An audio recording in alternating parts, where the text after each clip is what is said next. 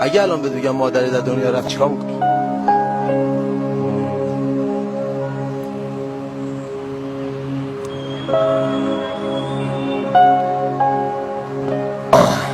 خیلی یهویی پرسیدی.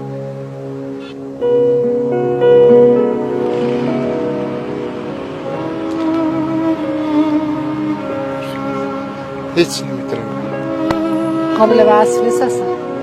شوک بهم دست میده. مثل ما. سوال خیلی سختیه. این سوالی که میپرسیم واقعا مثل مریم. اصلا نمیشه بهش فکر کردیم.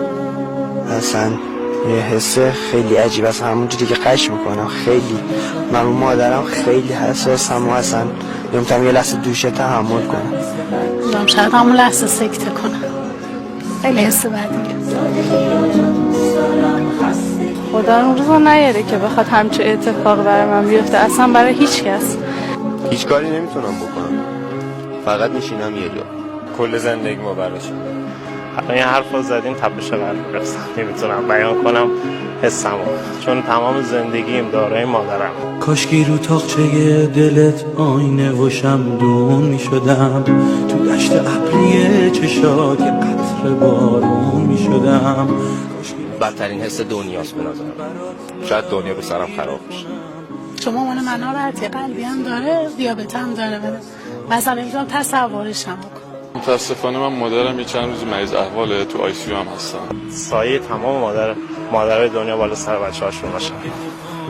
حالا به مادرت زنگ زدی بگی مامان دوستت داره؟ نه.